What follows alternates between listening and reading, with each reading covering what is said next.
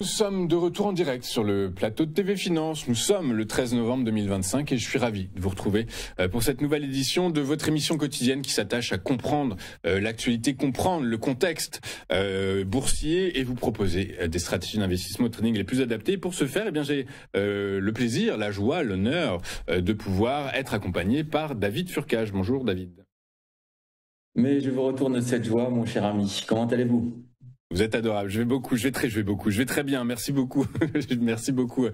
David, vous êtes avec nous pour nous aider à comprendre l'environnement boursier et notamment l'exercice 2025. L'exercice 2025, on a passé notre année à le commenter et à dire qu'il était plus qu'incertain. Et ben pourtant, malgré tout, on a eu des performances records sur certains actifs très précis. Lesquels, dans un premier temps, David ?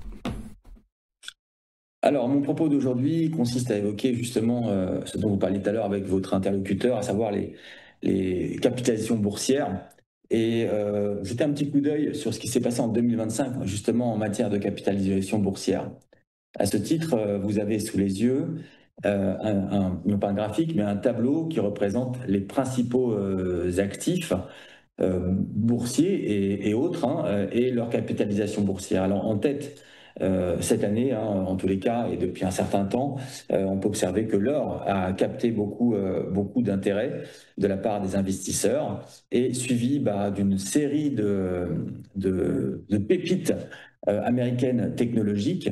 On retrouve en 6e place l'argent avec 3045 milliards de market cap. On retrouve également, ce qui est intéressant également, le Bitcoin avec 2000 milliards de market cap. Et finalement, en bas de tableau, parmi les 10 plus grosses capitalisations boursières, toutes actives confondues, eh bien, le Saudi Aramco, pardon, le pétrolier d'Arabie Saoudite. Voilà, donc en fait, dans cet univers de 2025, ce que l'on observe, c'est effectivement la prégnance de l'or et de l'argent. Alors l'argent, c'est un peu récent. L'or a toujours été en tête de gondole parmi les plus grosses market cap, tout actifs confondus. Mais l'argent, c'est beaucoup plus récent. Et finalement, ce qu'on voit surtout dans cette présentation, c'est l'importance des États-Unis qui captent beaucoup de capitaux à travers le monde et qui viennent se loger notamment dans les principales techno américaines. Ouais, on va poursuivre sur ce sujet dans un instant. Mais ce qui me frappe aussi dans ce tableau, David, c'est qu'on a tout à la fois des actifs refuges et des valeurs hautement risquées comme les valeurs tech. Donc du coup, par la force des choses, on allait chercher du rendement partout. On était complètement déconnecté du scolaire, du narratif scolaire des marchés financiers là en 2025. Effectivement, en position numéro 1 et 6, il y a ce qui s'appelle les hard assets, notamment justement l'or et l'argent, et un actif, puisque le Bitcoin n'est pas encore, d'un point de vue des fonctions de la monnaie, pleinement une monnaie, mais effectivement le Bitcoin. Et donc, plus récemment, le silver et le Bitcoin ont rejoint le top 10 de ces principaux actifs. Exactement, principaux actifs. Alors, comme vous l'aurez bien noté également et comme vous l'avez dévoilé il y a un instant, les États-Unis aspirent l'essentiel des capitaux et des flux mondiaux. Oui, effectivement, si l'on observe la présentation, du moins le tableau suivant, qui représente justement, vous en touchiez un mot tout à l'heure avec votre autre interlocuteur.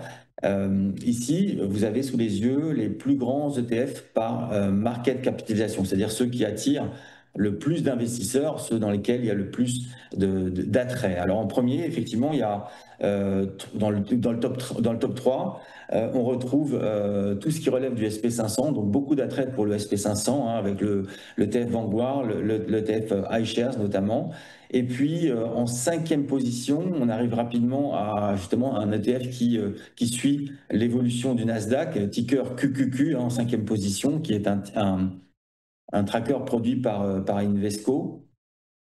Il y a également en position 6, qui est collé à la position 5, parce qu'il fait un peu sens, un tracker qui relève des valeurs de croissance, toujours du Vanguard. Et finalement, on retrouve également en 10e position de l'ETF Bond, Total Bond Market, et donc qui attire, qui est essentiellement libellé en dollars. Hein. Évidemment, le marché obligataire américain est très très important. Et voilà, donc en fait, dans cette composante d'ETF, on retrouve essentiellement de l'ETF qui traite de titres ou d'actifs américains. Vous voyez qu'il y a toujours un petit drapeau US à droite du tableau. Donc essentiellement du SP500, essentiellement du Nasdaq et des valeurs de croissance, et du bond, c'est du total bond coté en US, mais évidemment la proportion d'obligataires américains dans le total bond est absolument significative. Ouais, très clair. Hein. Même si, alors il faut pas le dire, effectivement, comme on le disait précédemment avec Eric Sebin, les ETF qui sont un produit très clairement à la mode, les niveaux de collecte, que ce soit aux États-Unis ou en Europe, ont atteint des niveaux records en 2024 et en 2025. Et même si, alors effectivement, vous venez bien de le dire, hein, les ETF américains ont aspiré l'essentiel des flux, les ETF européens ont collecté, je crois que c'est 269 milliards sur les 9 premiers mois de l'exercice 2025. C'est gigantesque. Hein. Donc attention, on verra peut-être dans un instant avec Alexandre justement s'il n'y a pas un risque de ce côté-là. Un risque pour les marchés financiers.